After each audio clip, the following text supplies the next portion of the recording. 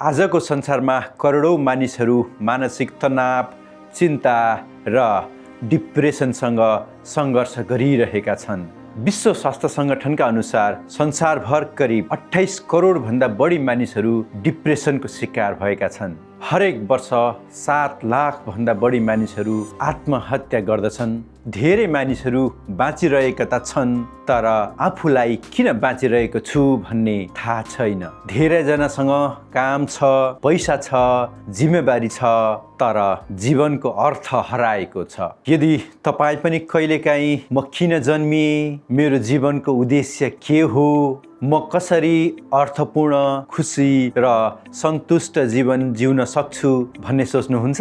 यदि हो भने इकिगाई यात्रामा तपाईहरूलाई हार्दिक स्वागत छ। जापानी लेखकद्वय फ्रान्सेस्क मिरालेस र हेक्टर ग्रासियाद्वारा प्रसिद्ध पुस्तक Ikigai the Japanese secret to a long and happy life ले संसारभरका मानिसहरूलाई आफ्नो जीवनलाई नयाँ दृष्टिले हेर्नको लागि प्रेरित गर्यो। त्यसमध्ये म पनि एक हुँ। त्यस पछाडि प्रकाशित भएको the Ikigai journey, a practical guide to finding happiness and purpose पुस्तकले आत्मा खोजको यात्रालाई अझ व्यावहारिक बनाइदियो।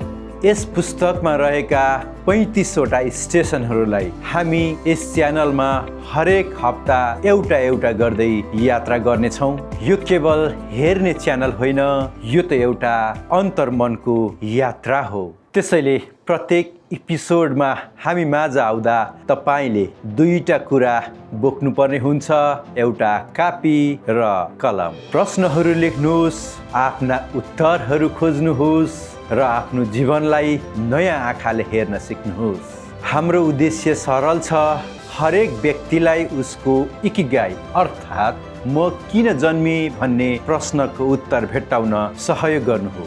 किनकि जब उद्देश्य स्पष्ट हुन्छ, निर्णयहरू असाध्यै सजिलो हुन्छ, काम अर्थपूर्ण बन्छ र जीवन केवल बित्दैन, यो त फुल्न थाल्छ।